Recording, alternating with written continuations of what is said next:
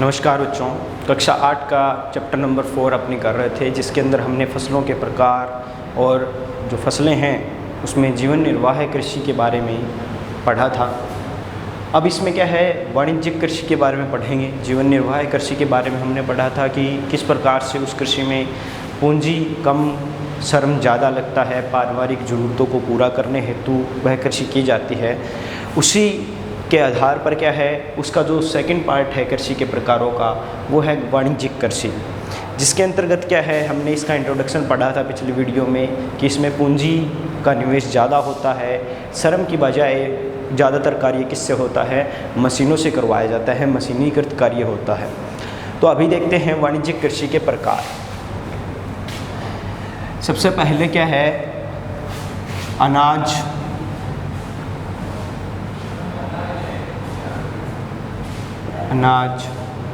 वाणिज्यिक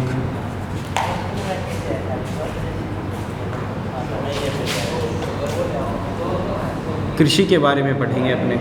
यानी इसका जो फर्स्ट पार्ट है वो है अनाज वाणिज्यिक कृषि, जिसके अंतर्गत क्या है, मुख्यतः या इसको कह सकते हैं वाणिज्यिक अनाज कृषि।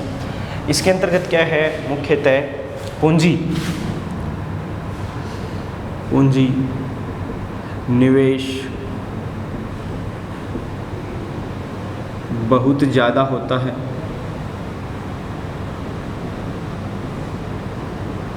पूंजी का निवेश बहुत ज़्यादा होता है और खेती जो है, अनाज फसल बहुत बड़े क्षेत्र में उगाई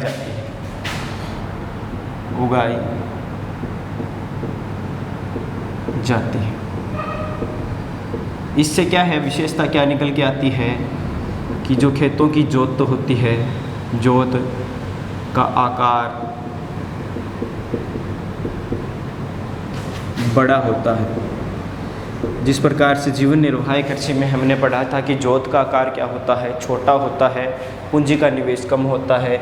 यह अनाज वाणिज्यिक कृषि या वाणिज्यिक अनाज कृषि में क्या होता है, पूंजी का निवेश ज़्यादा होता है और जोत का आकार बहुत बड़ा होता है, जिसका अर्थ है कि अनाज की जो फसल है वो क्या है, एक विस्तृत भूभाग में उगाई जाती है, छोटे क्षेत्र में नहीं लगाई जाती।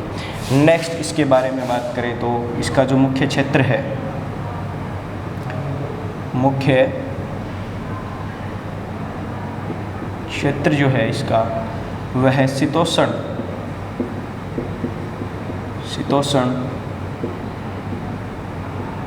कटिबंधीय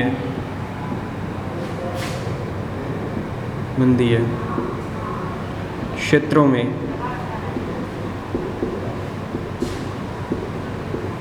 इस प्रकार की कृषि की जाती है। यानी इसके मुख्य क्षेत्रों की बात करें तो क्या है, इसमें जो शीतोष्ण कटिबंधीय क्षेत्र है वहाँ पर इसकी खेती की जाती है। फॉर एग्जांपल जो उत्तर अमेरिका है,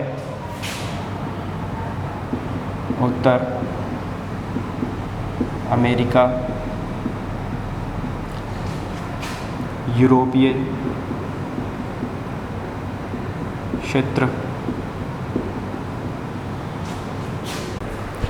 तो इसमें क्या है, उत्तर अमेरिका, यूरोपीय क्षेत्र, शीतोष्ण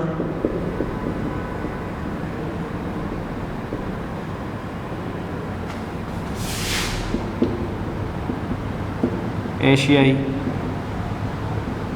घास के मैदान, इन क्षेत्रों में क्या है, इस प्रकार की जो वाणिज्यिक अनाज कृषि है वो की जाती है। इसमें अपने जो चीज़ें देखेंगे वो देखिए, दूसरी जो इसकी महत्वपूर्ण चीज़ होगी वो है इसकी मुख्य फसलें।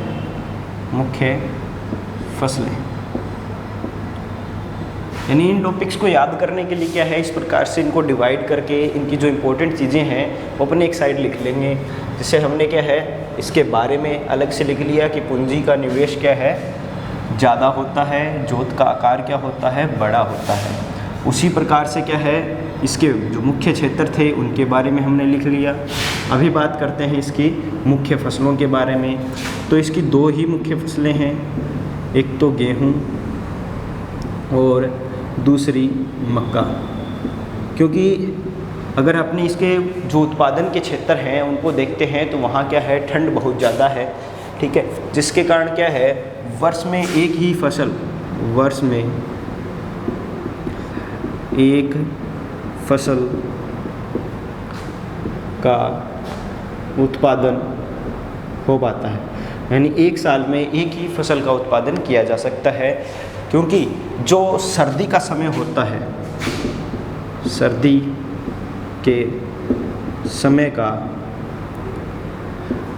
फसल के वर्धन काल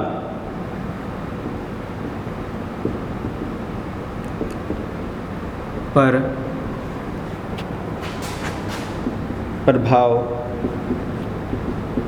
डालता है।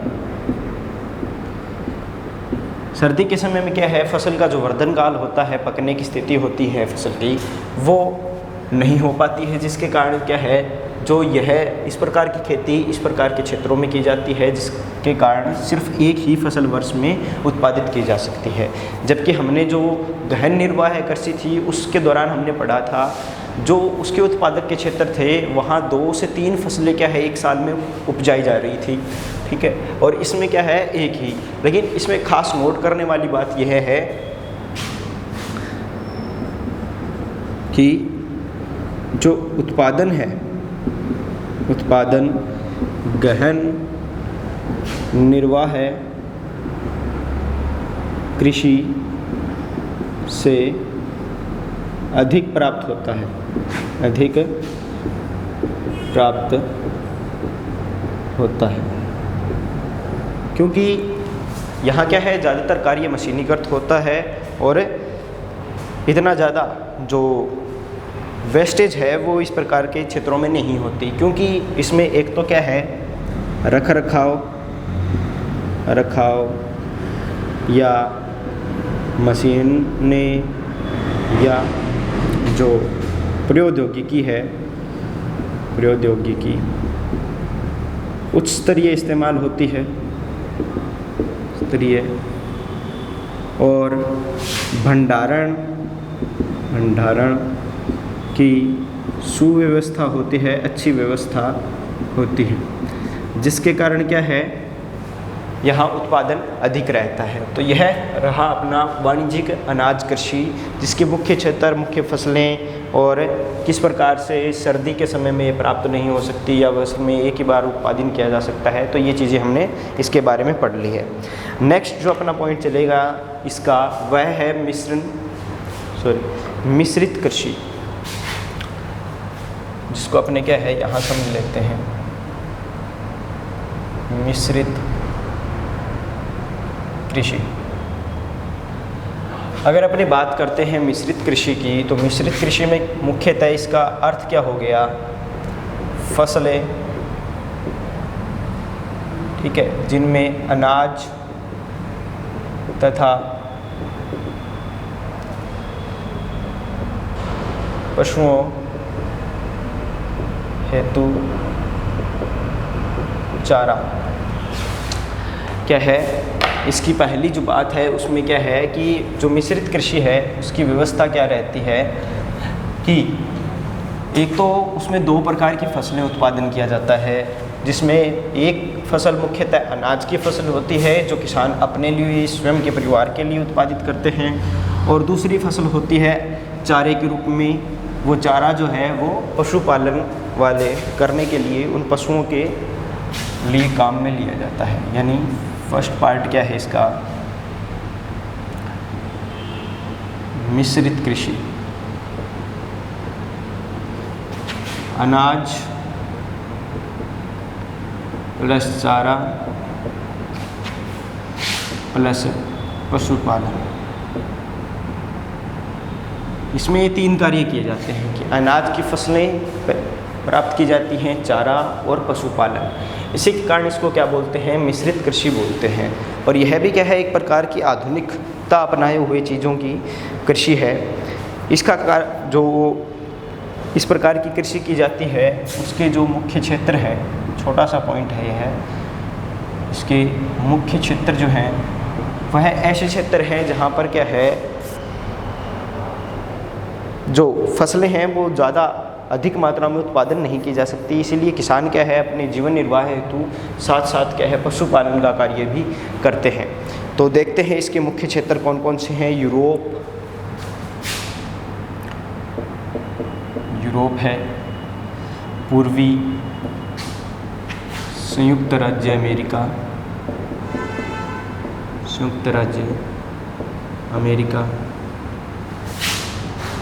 दक्षिणी पूर्वी ऑस्ट्रेलिया,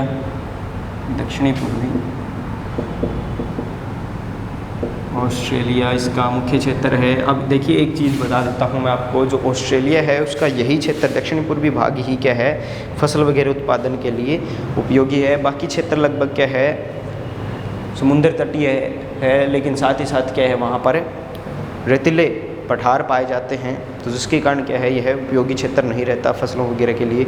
इसके अलावा अर्जेंटीना, न्यूजीलैंड और दक्षिण अफ्रीका, अर्जेंटीना, न्यूजीलैंड और दक्षिणी अफ्रीका इसके प्रमुख उत्पादक क्षेत्र माने जाते हैं।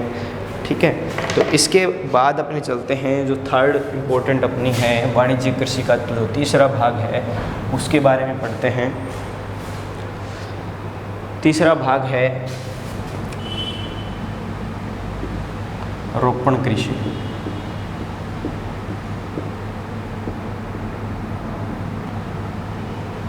रोपण कृषि में क्या है, एक फसल का उत्पादन किया जाता है, एक फसल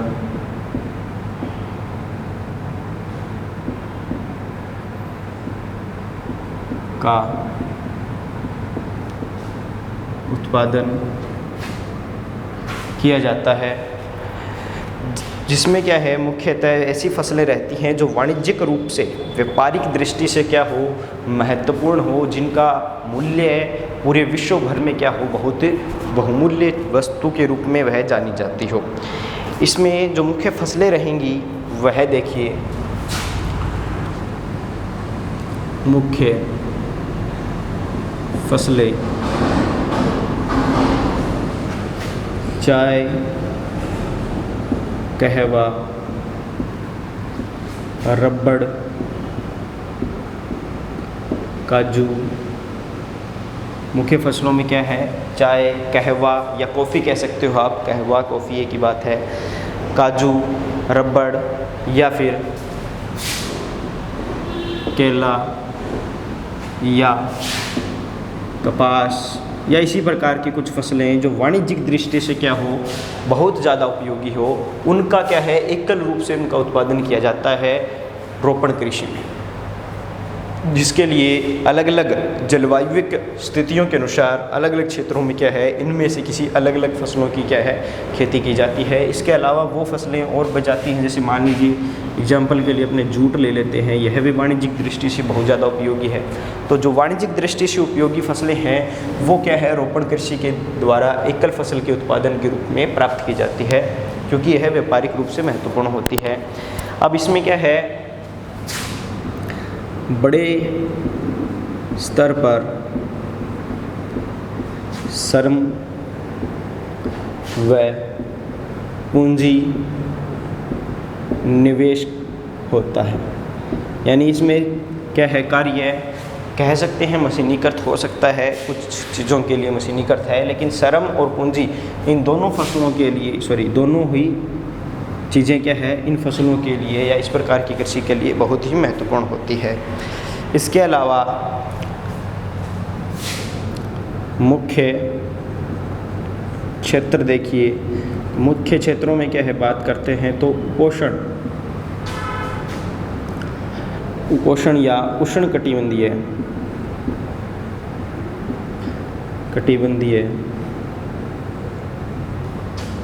क्षेत्रों में उत्पादन किया जाता है इस प्रकार के फसलों का, यानी ऐसे क्षेत्र जो उष्णकटिबंधीय क्षेत्रों में आते हैं, यानी भूमध्य रेखा। ग्लोब के अंदर देखें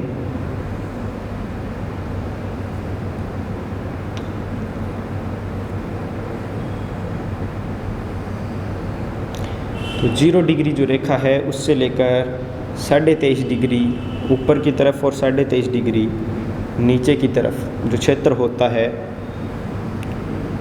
ये क्षेत्र क्या कहलाता है? उष्णकटिबंधीय क्षेत्र। ठीक है, ये क्षेत्र आए हैं। एक हमने पढ़ा था शीतोष्ण, तो 23.5 से 66.5 उत्तरी और 66.5 ही दक्षिणी। यह जो क्षेत्र होता है यह शीतोष्ण होता है, शीतोष्ण कटिबंधीय क्षेत्र। और जो इसके ऊपर वाला होता है वह शीत कटिबंध होता है, शीत कटिबंध। ठीक है, तो इसमें कंफ्यूज होने की ज़रूरत नहीं है। ये जो अपना क्षेत्र है इतना, यह क्षेत्र रोपण कृषि हेतु क्या है? बहुत ज़्यादा इम्पोर्टेंट होता है।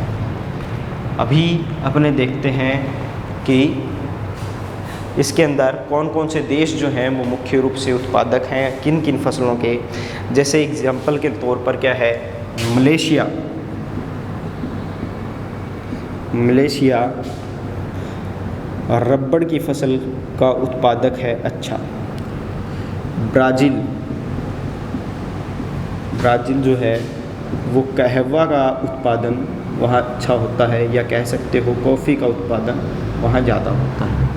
इसके अलावा भारत व श्रीलंका जो देश हैं वहाँ पर चाय का उत्पादन बहुत ज़्यादा होता है।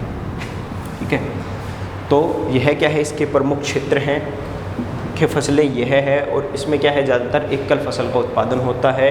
कहाँ उत्पादन होता है? उष्णकटिबंधीय क्षेत्रों में, भूमध्य रेखा से 23.5 डिग्री ऊपर 23.5 डिग्री नीचे के क्षेत्रों में उत्पादन होता है। अभी बात करते हैं अपने सभी फसलों के लिए उपयोगी चीज़ों की। देखिए, सभी फसलों के लिए उपयोगी जो चीज़ें होती हैं वह एक तो है परिवहन। सभी वस्तुओं के लिए सबसे उपयोगी चीज़ क्या है? परिवहन है। जैसा कि मैंने बताया था 3 प्रकार की आर्थिक क्रियाएं होती हैं। प्राथमिक में क्या है? जो कृषि से रिलेटेड चीज़ें होती हैं वो प्राथमिक आर्थिक क्रियाओं के अंतर्गत आती हैं। द्वितीयक आर्थिक क्रियाओं में क्या होता है? प्रसंस्करण होता है। प्रसंस्करण, प्रसंस्करण का मतलब रूप में परिवर्तन करके, रूप में परिवर्तन करके वस्तु को उपभोक्ता के सीधे उपयोग में लाने का कार्य। एग्जाम्पल के तौर पर कपास है, उससे कपड़ा बनाकर, शर्ट बनाकर सीधा उपभोक्ता तक पहुंचाना। यानी यह जो कपास का रूप परिवर्तन किया गया है, कपास का प्रसंस्करण किया गया है, यह द्वितीयक आर्थिक क्रियाएं होती हैं। ठीक है, यह द्वितीयक आर्थिक क्रियाएं रूप में परिवर्तन करती हैं, लेकिन क्या ग्राहक तक यह सीधा फैक्ट्री से पहुंच जाता है? इसके लिए क्या चाहिए होता है? परिवहन की आवश्यकता होती है। परिवहन एक प्रकार से द्वितीयक क्षेत्र और तृतीयक आर्थिक क्षेत्र का मिला जुला रूप है।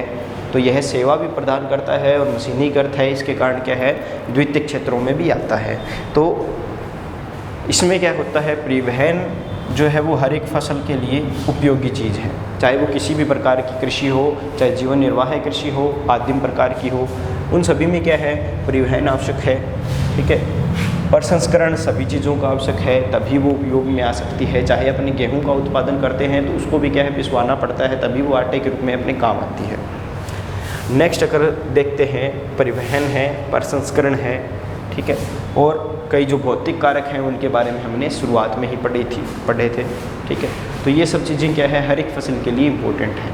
तो यह अपना टॉपिक पूरा होता है वाणिज्यिक कृषि का। नेक्स्ट अपना टॉपिक है मुख्य फसलें, जो पूरे विश्व भर में क्या है उत्पादित की जाती हैं। मुख्य फसलें वो कौन कौन सी हैं उसके बारे में अभी पढ़ते हैं अपने।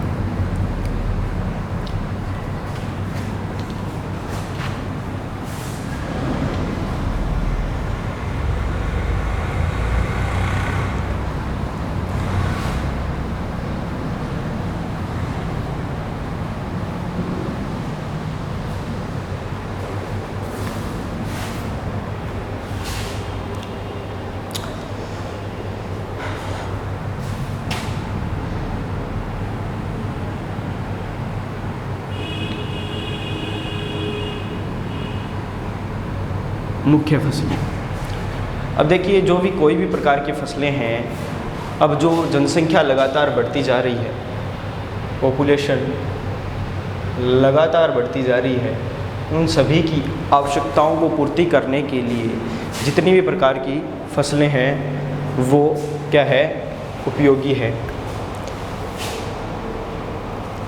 तो अब क्या है, जनसंख्या बढ़ती जा रही है लगातार, और उनके लिए क्या है, अलग अलग जो उनकी ज़रूरतें होती हैं, अनाज की भी ज़रूरत होती है, कपड़ा पहनने की भी ज़रूरत होती है, पेय पदार्थों की आवश्यकता होती है। ठीक है, जैसे चाय है, कॉफ़ी है, तो इन सभी चीज़ों की आपूर्ति के लिए जो अलग अलग प्रकार की फसलें उगाई जाती हैं, उनमें सबसे महत्वपूर्ण फसलें कौन कौन सी हैं उनके बारे में अपने इस विषय में चर्चा करेंगे। ठीक है, जैसे फसलें जो कृषि आधारित होती हैं, उद्योगों के लिए कच्चे माल का आपूर्ति करती हैं, उनमें देखिए कुछ फसलें जो हैं वो अनाज के लिए, अनाज के रूप में महत्वपूर्ण होती हैं, जैसे गेहूँ, चावल, मक्का, बाजरा। ठीक है, यह क्या है, एक प्रकार से अनाज के लिए उपयोगी होती हैं। इसके अलावा कुछ चीज़ें जो हैं वो कपड़ा बनाने के लिए, जैसे कपास, जूट, यह क्या है, कपड़े के लिए महत्वपूर्ण है। चाय यानी पेय पदार्थों के लिए चाय, कहवा या कॉफ़ी। तो इस प्रकार से क्या है, अलग अलग ज़रूरतों को पूरा करने के लिए अलग अलग प्रकार की महत्वपूर्ण फसलों का उत्पादन किया जाता है। उन सभी के बारे में अपने पढ़ते हैं कि उनमें उनका उत्पादन करने के कौन से मुख्य स्थान हैं या किस प्रकार की जलवायु में उनका उत्पादन किया जाता है। तो इसमें सबसे पहले बात करते हैं अपने चावल की।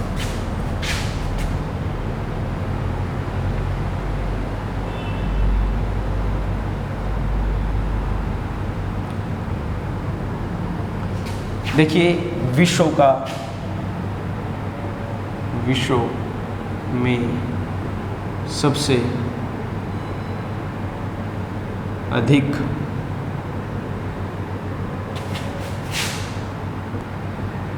उपयोग अनाज, विश्व का क्या है, सबसे ज़्यादा उपयोगी अनाज है, क्योंकि यह विश्व की प्रमुख खाद्य फसल है, क्योंकि यह प्रमुख खाद्य फसल है पूरे विश्व की। चाहे चावल है, चावल का आटा है, किसी न किसी रूप में वह क्या है, पूरे विश्व में उपयोगी बना रहता है। यह जो उसका उत्पादन है वो किस प्रकार के क्षेत्रों में होता है, या इसका जो प्रमुख रूप से खाद्य पदार्थ के रूप में कौन से क्षेत्र उपयोग में लेते हैं, वह है उष्णकटिबंधीय या उपोष्णकटिबंधीय। उष्ण या उपोष्ण कटिबंध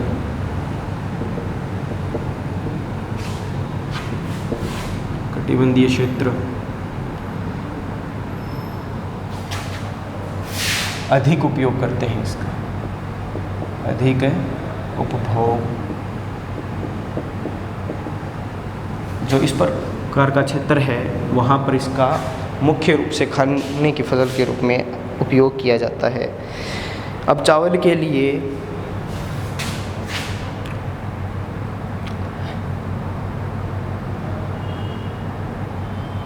उपयोगी वातावरण,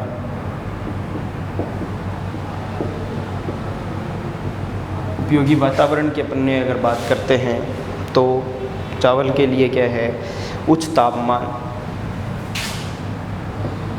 उच्च तापमान चाहिए, आर्द्रता, आर्द्रता अधिक चाहिए। एक तो क्या है, इसको तापमान भी अधिक चाहिए होता है पकने के लिए, आर्द्रता क्या है, अधिक चाहिए होती है। साथ ही साथ क्या है, अधिक वर्षा की आवश्यकता होती है, अधिक वर्षा की आवश्यकता होती है। तो अगर मिट्टी की बात करते हैं तो चिक्का युक्त जलोढ़ मिट्टी, मिट्टी जिसमें जल रोकने की क्षमता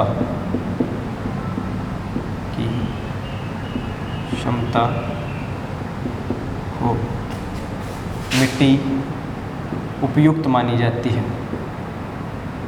इसके हेतु यह जो चिक्का युक्त जलोढ़ मिट्टी है वो अधिक उपयुक्त मानी जाती है। अब क्या है, उसमें साथ ही साथ जिसमें क्या है, जल रोकने की क्षमता अधिक हो, यह ज़रूरी है।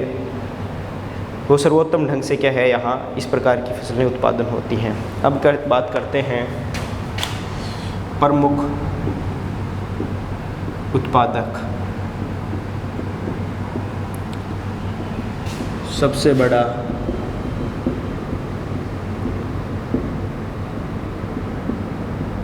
उत्पादक राष्ट्र, इसमें चीन रहता है। क्या है, चावल के सबसे बड़े उत्पादक देश में क्या है, सबसे पहला नंबर जो है वो चीन का आता है। इसके बाद दूसरे नंबर पर भारत, चीन के बाद क्या है, दूसरे नंबर पर भारत आता है। तीसरे नंबर की बात करें तो जापान, श्रीलंका और मिस्र। जापान, श्रीलंका और मिस्र 4 नंबर और 5। लेकिन इसमें एक चीज़ गौर करने वाली है, इस सारे देशों में अगर अपने देखें तो भारत के पास सबसे ज़्यादा उत्पादक क्षेत्र है इन सभी के बजाय। चीन में भी क्या है, उत्पादन के लिए जो ज़मीन चाहिए होती है, उपयुक्त दशा चाहिए होती है, वो भारत के मुकाबले कम है। जापान में भी चलो इनसे तो क्या है, भारत ज़्यादा उत्पादन कर रहा है। लेकिन बात करें, अपने कंपैरिजन करें चीन की, तो पहले नंबर पर है, लेकिन भारत के पास उत्पादक क्षेत्र या उपयुक्त जो जलवायु है वो चीन के मुकाबले भारत के पास जाता है। फिर भी चीन क्या है, अधिक उत्पादन कर पा रहा है इसका। इसके पीछे कई कारण हैं जिनको अपने क्या है जानेंगे। जैसे वहाँ क्या है, जोत ज़्यादा बड़ी रहती है, या खेतों के हिस्से बंटे हुए नहीं होते हैं, वगैरह वगैरह बहुत से रीज़न हैं। वहाँ भंडारण की क्या है, उत्तम व्यवस्था है, भारत में वो नहीं है। तो बहुत से कारण हैं। नेक्स्ट अगर अपने बात देखें इसके, अगर भारत में, तो इसके लिए जो सबसे बेस्ट जगह रहती है वह है भारत का तो पश्चिम बंगाल जो राज्य है, राज्य भारत का पश्चिम बंगाल राज्य और बांग्लादेश, उसी के पास पाकिस्तान से अलग हुआ एक देश है बांग्लादेश। ये दोनों के जो राष्ट्र हैं, ये दोनों जगह हैं, वहाँ पर वर्ष में 2 से 3 फसलें प्राप्त की जा सकती हैं। इतनी उपयुक्त दशा है वहाँ पर। प्राप्त की जा सकती हैं।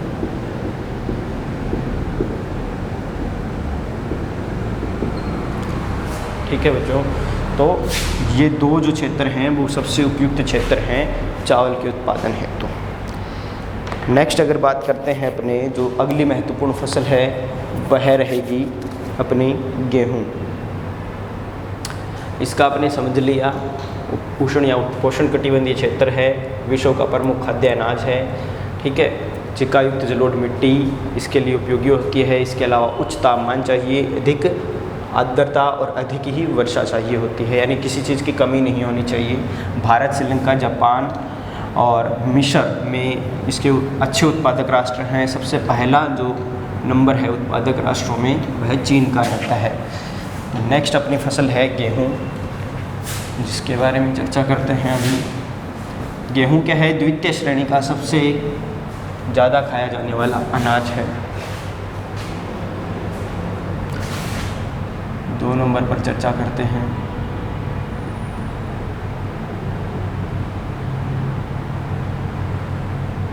गेहूं की।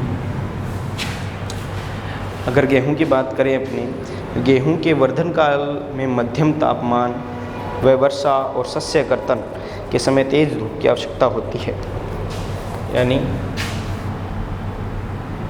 उपयुक्त दशाएं।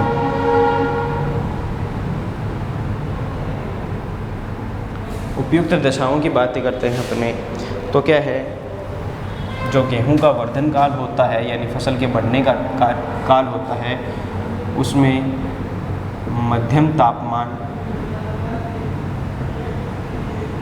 मध्यम प्रकार का क्या चाहिए होता है? तापमान चाहिए होता है। वर्षा मध्यम प्रकार की, लेकिन शस्य कर्तन या कह सकते हो फसल कटाई के समय, फसल कटाई के समय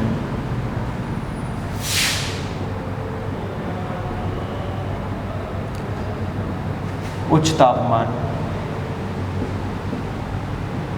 यानी गर्मियों की बात है, उच्च तापमान की क्या रहती है कि आवश्यकता।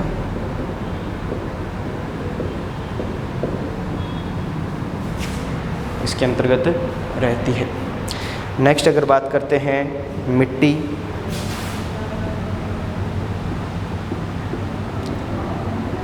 इसके लिए जो उपयोगी मिट्टी होती है वह सुप्रवाहित दुम्मट मृदा इसके लिए सर्वोत्तम है।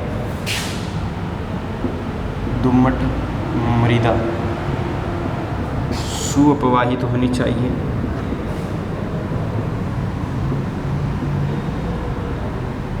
सर्वोत्तम रहती है। ठीक है, उपयोगी जो मृदा है वह दुम्मट मृदा है। इसके जो उपयोगी उत्पादक राष्ट्र हैं उनके बारे में नेक्स्ट वीडियो में इसी में जान लेते हैं कि जो इसके उत्पादक राष्ट्र हैं उसमें देखिए प्रमुख उत्पादक राष्ट्र। प्रमुख उत्पादक राष्ट्रों में बात करें तो इसके अंतर्गत आते हैं संयुक्त राज्य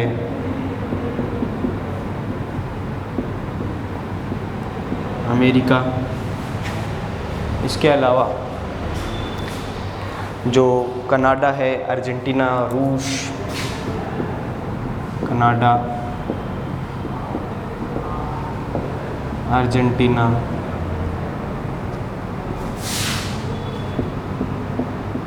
रूस, संयुक्त राज्य अमेरिका, कनाडा, अर्जेंटीना, रूस, Ukraine, Australia, Bharat, Ukraine, Australia,